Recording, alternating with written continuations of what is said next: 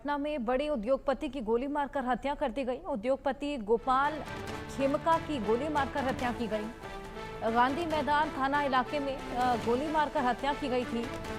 Car से उतरते वक्त गोपाल खेमका को गोली मारी गई। अपार्टमेंट के पास बदमाश गोली मारकर फरार हो गए। मगध अस्पताल के मालिक भी थे गोपाल खेमका। और अब इस पूरे हत्याकांड पर एसआईटी का गठन किया गया है। एसपी सिटी सेंट्रल इस एसआईटी का नेतृत्व करने वाले हैं डीजीपी विनय कुमार। और हमले की जांच की जा रही है, ये डीएसपी ने कहा है। सीसीटीवी की जांच की जा रही है। एसपी पटना का भी बयान सामने आया।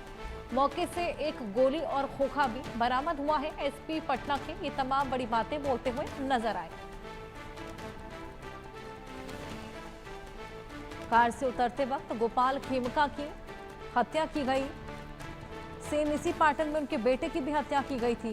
एसआईटी का गठन अब कर दिया गया है। एसपी सिटी सेंट्रल की अगुवाई में एसआईटी का गठन किया गया। वहीं एसपी सिटी को जांच की कमान सौंपी गई है। हत्याकांड की जांच के लिए एसआईटी का ये गठन किया गया है। गोपाल खेमका हत्याकांड में अब एसआईटी का गठन और जांच पड़ताल और भी ज्यादा गहन कर दी गई है। इसी पर आपको हमारे सहयोगी रितेश मिश्रा की एक रिपोर्ट दिखाते हैं।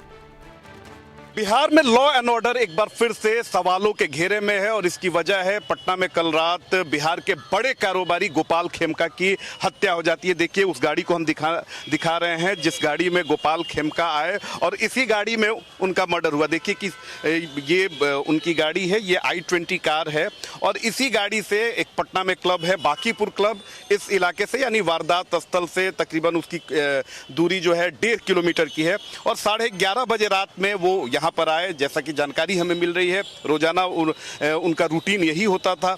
और जैसे ही गाड़ी को पार्किंग एरिया में लेकर वो जा रहे थे तब तक अपराधी आते हैं और फिर उन पर फायरिंग करते हैं और उस फायरिंग में उनकी मौके पर ही मौत हो जाती है। देखिए कि फायरिंग की इंटेंसिटी क्या है कि ये जो गाड़ी का जो सीट कवर है वो पूरी तरीके से फट चुका है, फोम तक बाहर आ चुका है, ब्लड स्टेन्स आपको दिख रहे होंगे। और ये गाड़ी जिस तरीके से हम देख रहे हैं यहाँ पर, आप देखिए कि यहाँ पर जो पूरा जो विंडो का जो ग्लास होता है वो पूरा जो है वो नीचे गिर चुका है।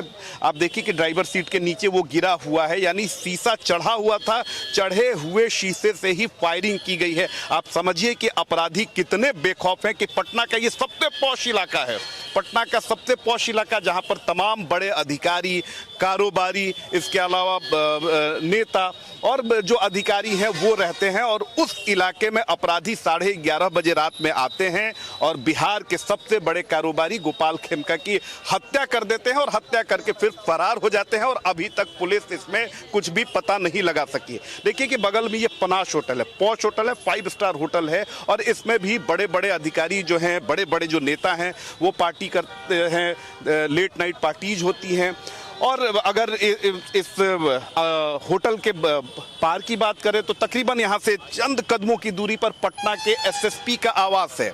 इसके अलावा कई जजेज जो हैं उनका आवास इसी इलाके में है। और सामने के स्टेज पर अगर देखें तो तकरीबन चंद कदमों की दूरी पर कुछ मीटर्स पर पटना के डीएम का आवास है। और उस इलाके में अपराधी आते हैं, बिहार के बड़े कारोबारी को गोली मारते हैं और फिर आराम से वो फरार हो जाते हैं। तो ये लॉ एंड ऑर्डर पर बड़ा सवाल है। देखिए कि जो जानकारी हमें मिल रही है उसके अनुसार तकरीबन 11:30 बजे रात में पटना का बांकीपुर क्लब है, वहाँ से गोपाल खेमका अपने घर के लिए आते हैं। यही उनका अपार्टमेंट है, इसी में वो रहते थे पिछले हिस्से में। और घर में जैसे ही वो यहाँ पर अपनी गाड़ी को पार्क करने के लिए आते हैं, अपराधी यहाँ पर पहुँचते हैं और फिर उन्हें गोली मार दी जाती है। जो पटना पुलिस है उसके अनुसार एक गोली उन्हें मारी गई और जो गोली है उसका जो खोखा है वो यहीं से पुलिस ने बरामद किया। हालांकि ईंट से इसे ये किया गया है। और देखिए कि इसी अपार्टमेंट में टॉप फ्लोर पर वो रहते थे और उनकी हत्या कर दी जाती है। पूरा जो कारोबारी जगत है वो दहशत में है, क्योंकि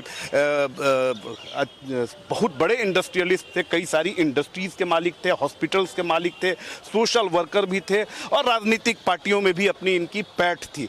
तो उनकी हत्या हो जाने के बाद बिहार में जो कारोबारी है वो एक बार फिर से दहशत में है। अब अगर बात करें तो कल ही शुक्रवार को ही देखिए कि सिवान में 6 लोगों को गोली मार दी जाती है, 3 लोगों की मौके पर मौत हो जाती है।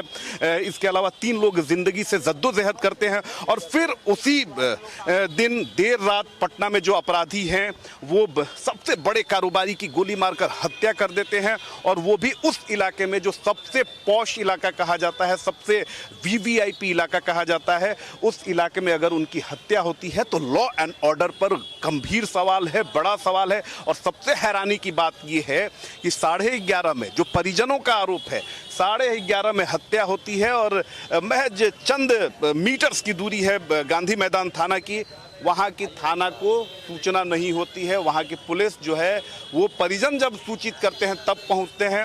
इसके अलावा अगर बात करें जो इस इलाके की जो एसपी हैं, जिनकी कमान है सुरक्षा व्यवस्था की, सिटी एसपी, वो भी तकरीबन 2:30 बजे यानी घटना से 2 घंटे बाद जो वारदात स्थल है वहाँ पहुँचती हैं। तो ये बताने के लिए काफ़ी है कि लॉ एंड ऑर्डर की स्थिति बिहार में क्या है। आए दिन हत्याएं हो रही हैं, ना सिर्फ राजधानी पटना बल्कि बिहार के 38 जिलों से लगातार हत्याओं की सूचना निकलकर सामने आ रही है। क्योंकि आम आदमी की जब मौत होती है उस पर कोई सवाल नहीं उठता है, लेकिन ये खास व्यक्ति थे, इनकी हत्या हुई है और सरकार घिर रही है। लिहाजा देखिए कि अब पुलिस ने तब व्यवस्था की है जब एक व्यक्ति की हत्या हो जाती है। हालांकि जो जानकारी मिल रही है उसके अनुसार इनके बेटे की भी हत्या 2018 में औद्योगिक क्षेत्र है हाजीपुर में, वहाँ पर कर दी गई। तो बेहद गंभीर सवाल है पुलिस पर, प्रशासन पर, सरकार पर। और देखिए कि यहाँ पर नेता लोग भी पहुँचे हुए हैं, कांग्रेस के स्पोक्स पर्सन हैं। ये बताइए क्या कहेंगे इस घटना पर? जो बहुत दुखद विषय है, ये राजनीति का विषय नहीं है, ये आम आदमी का विषय है। आज ये राजनीति का विषय नहीं रह गया है। उद्योगपति हों और जिस तरह से आम आदमी के साथ कितनी हत्याएं हो रही है पटना में लगातार 2 महीने से। उद्योगपति हैं, बड़े उद्योगपति हैं। सरकार पर तो सवाल उठ ही रहे हैं, लेकिन बतौर विपक्ष आपकी भी बहुत बड़ी जिम्मेदारी है। आप क्यों नहीं सवाल उठा पा रहे हैं उस तरीके से? हम हर तरह से सवाल उठा रहे हैं, जनता में आक्रोश है और सवाल मैं इसलिए ये आप बोल रहे हैं कितना सवाल उठाया जाए। हर डिबेट पर जाता हूँ, हर जगह सवाल उठाए जाते हैं।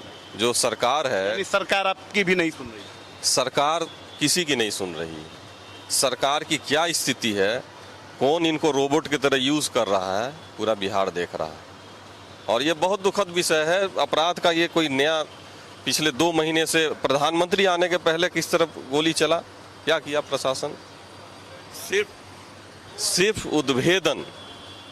कोई घटना घट जाए, प्रशासन का क्या काम है कि सिर्फ उद्भेदन करना और जेल के सलाखों, तो इसलिए अपराधी का मन में कोई कड़ी कार्रवाई होनी चाहिए। बिल्कुल सही बात इन्होंने कहा कि उद्भेदन कर देने से ही आपकी जिम्मेदारी जो है वो समाप्त नहीं हो जाती है कि ये घटना हुई, मर्डर की घटना हुई और हमने अपराधियों को पकड़ लिया तो अपनी पीठ थपथपा लें, ये आपकी उपलब्धि नहीं है। बिहार में, बिहार की राजधानी पटना में लॉ एंड ऑर्डर पूरी तरीके से समाप्त हो चुका है। लगातार अपराधी तांडव कर रहे हैं और इस पर रोक लगाने वाला कोई नहीं है। अब देखने वाली बात होती है कि इस मामले में पुलिस क्या कुछ एक्शन लेती है और जो आरोपी हैं वो कब तक सलाखों के पीछे होते हैं। अभिषेक के साथ रितेश मिश्रा, इंडिया न्यूज़।